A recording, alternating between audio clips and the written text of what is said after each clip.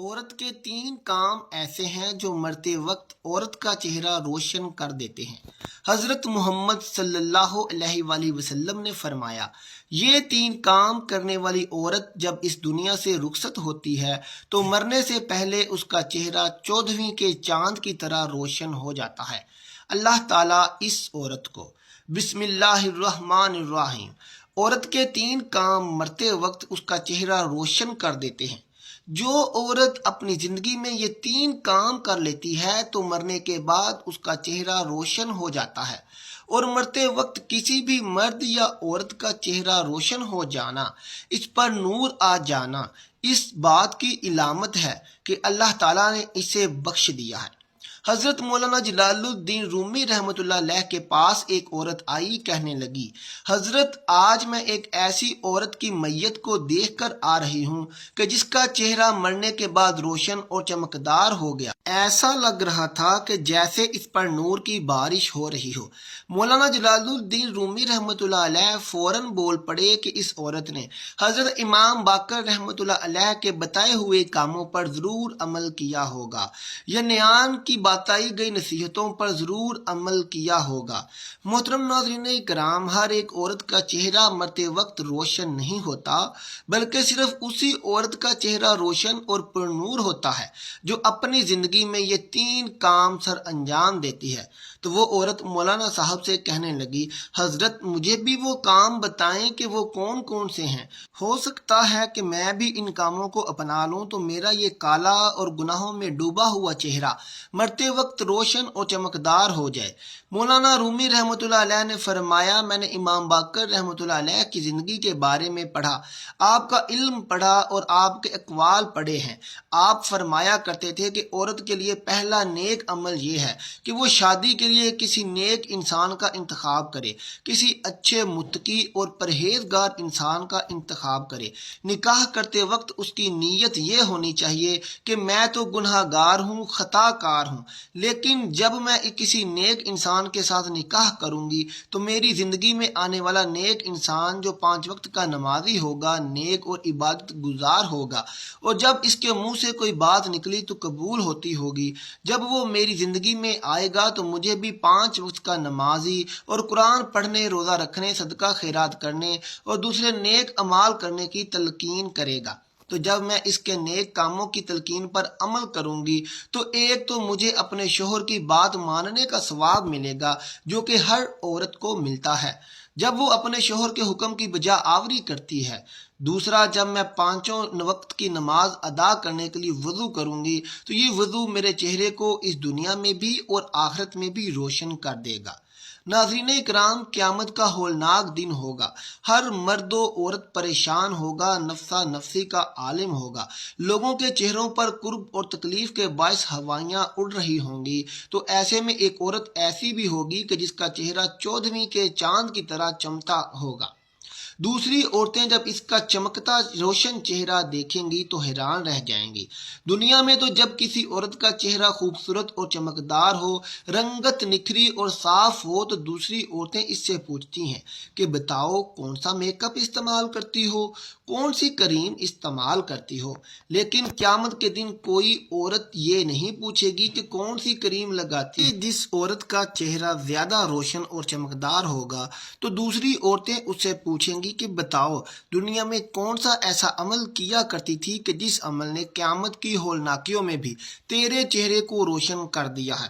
تو پھر وہ عورت کہے گی کہ میں دنیا میں یہ عمل کیا کرتی تھی۔ نمبر 1، فرمایا گیا شادی کے لیے نیک اور متقی شخص کا انتخاب کرنے والی عورت، جب نیک اور متقی شخص اس کی زندگی میں آ جاتا ہے تو یہ اس کی زندگی میں ڈھل جاتی ہے، نمازی بن جاتی ہے، قرآن پڑھتی ہے، حق بولتی ہے، سچ بولتی ہے، اچھے اخلاق اپناتی ہے، محلے کی عورتوں کے ساتھ اچھے اخلاق کے ساتھ پیش آتی ہے، اپنے گھر کے بڑوں کا ادب کرتی ہے، چھوٹوں پر شفقت اور مہربانی کرتی ہے، بد لحاظی، بدتمیزی اور بد اخلاقی سے بچتی ہے، تو مرتے وقت روح بعد میں نکلتی ہے، اللہ تعالیٰ جنت کا ٹکٹ پہلے دے دیتا ہے اور اس کا چہرہ روشن کر دیتا ہے۔ سبحان اللہ۔ محترم ناظرین، کچھ وقت لوگ ایسے بھی ہوتے ہیں جو عورت کی زندگی میں داخل ہوتے ہیں تو اس کی زندگی کو اجیرن بنا دیتے ہیں، دنیا میں بھی اس کی زندگی کو جہنم بنا دیتے ہیں اور اس کی آخرت بھی تباہ و برباد کر دیتے ہیں۔ تو حضرت امام باقر رحمۃ اللہ علیہ نے فرمایا کہ دوسرا عمل جس سے عورت کا چہرہ مرتے وقت روشن ہو جاتا ہے وہ ہے پردہ۔ فرمایا پردے میں رہنے والی عورت کا چہرہ بھی مرتے وقت ایسے چمکتا ہے جیسے 14ویں کا چاند رات کو چمک رہا ہو اور نہایت ہی خوبصورت ہو جاتا ہے۔ جو عورت پردے میں رہتی ہے اور غیر محرم مردوں کے سامنے جانا گوارا نہیں کرتی، اس کے حوالے سے ایک واقعہ ملاحظہ فرمائیں کہ مدینہ شریف کی دہلیز پر ایک عورت رہا کرتی تھی جو بے حیا تھی۔ بے حیائی اس کے اندر کوٹ کوٹ کر بھری ہوئی تھی۔ وہ غیر محرم مردوں کے سامنے جاتی تھی اور فحاشی پھیلا رہی تھی، فحش گوئی کرتی تھی، یعنی غیر محرم مردوں کے سامنے جانا، اپنی نمائش کرنا اور ان سے غیر اخلاقی گپ شپ لگانا۔ وہ بے حیائی میں بڑی ہی مشہور تھی۔ نبی کریم جناب محمد مصطفیٰ صلی اللہ علیہ وآلہ وسلم ایک چبوترے پر بیٹھے سورت کھا رہے تھے کہ سورت کھاتے ہوئے گندم یا جو کی روٹی کو گوشت کے شوربے میں پکانا یا اسے بھگو کر کھانا تاکہ وہ اچھی طرح سے نرم ہو جائے۔ اس دوران اس عورت کا وہاں سے گزر ہوا۔ جب نبی کریم صلی اللہ علیہ وآلہ وسلم کے پاس وہ عورت گزری تو آپ صلی اللہ علیہ وآلہ وسلم کو دیکھ کر بے حیا عورت کہنے لگی، اسے دیکھو ایسے بیٹھا ہے جیسے کوئی غلام بیٹھتا ہے، ایسے کھا رہا ہے جیسے کوئی غلام کھاتا ہے۔ یہ سن کر میرے نبی کریم صلی اللہ علیہ وآلہ وسلم نے فرمایا، دنیا میں بھلا اللہ کے سامنے مجھ سے بڑا عاجز اور کون ہو سکتا ہے؟ یعنی اللہ کے سامنے مجھ سے زیادہ عاجزی اختیار کرنے والا اور کون ہو سکتا ہے؟ اس عورت نے کہا، اکیلے اکیلے کھا رہے ہو، کسی سے پوچھتے بھی نہیں ہو کہ کھانا ہے کہ نہیں کھانا۔ نبی کریم نے فرمایا، اگر تم نے کھانا ہے تو کھا لو۔ وہ بے حیا عورت نبی کریم صلی اللہ علیہ وآلہ وسلم کے پاس آئی تو نبی کریم نے فرمایا، یہ لے لو اور کھا لو۔ تو کہنے لگی، نہیں نہیں، میں نے تو آپ کے ہاتھوں سے کھانا ہے۔ نبی کریم صلی اللہ علیہ وآلہ وسلم نے ایک لقمہ اٹھایا اور اسے دینے لگے تو کہنے لگے کہ نہیں نہیں، میں نے یہ بھی نہیں کھانا، بلکہ میں نے وہ کھانا ہے جو آپ کے منہ میں ہے۔ اللہ اکبر! اللہ دیکھ رہا ہے، نوری فرشتے دیکھ رہے ہیں اور اللہ آپ کو دیکھ کر مسکرا رہا ہے کہ میرا حبیب کرتا کیا ہے۔ اللہ دیکھ کر مسکرا رہا ہے کہ میرا پیارا محبوب اب کیا کرتا ہے۔ نبی کریم صلی اللہ علیہ وآلہ وسلم جانتے ہیں کہ بے حیائی میں یہ عورت مشہور ہے۔ تو جب اس بے حیا عورت نے کہا کہ حضرت میں نے تو وہی لقمہ کھانا ہے جو آپ کے منہ میں ہے، تو نبی کریم صلی اللہ علیہ وآلہ وسلم نے اپنے منہ والا لقمہ نکال کے اس عورت کو دے دیا، اور جیسے ہی اس عورت نے وہ لقمہ کھایا تو اس کے اندر ایک انقلاب پیدا ہو گیا۔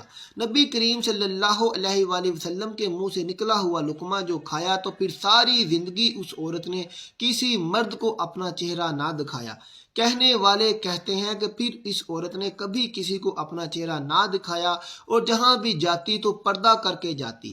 پھر ایک دن وہ نبی کریم کے قریب سے گزری تو اس کی نظریں نیچے ہیں اور آپ صلی اللہ علیہ وآلہ وسلم نے پہچانا کہ یہ تو وہی عورت ہے۔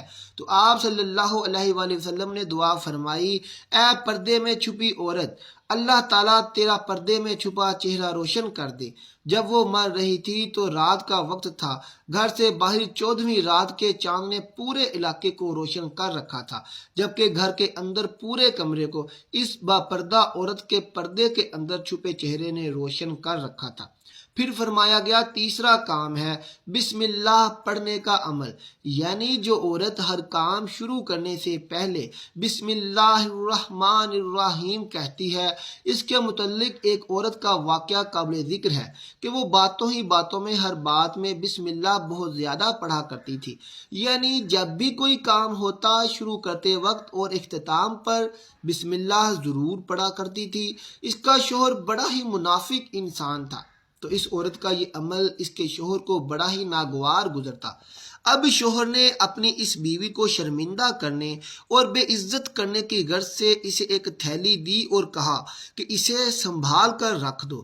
اب اس بیوی نے بسم اللہ پڑھ کر اپنے شوہر سے وہ تھیلی لی اور بسم اللہ پڑھ کر ایک محفوظ مقام پر رکھ دی۔ ایک دن اپنی بیوی کی غیر موجودگی میں اس کے شوہر نے وہ تھیلی اٹھائی اور گھر کے اندر ایک کنواں تھا اس میں پھینک دی۔ جب بیوی واپس آئی تو کہنے لگا وہ میری تھیلی جو میں نے تمہیں دی تھی مجھے لا کر دے دو۔ اس کی سوچ یہ تھی کہ جب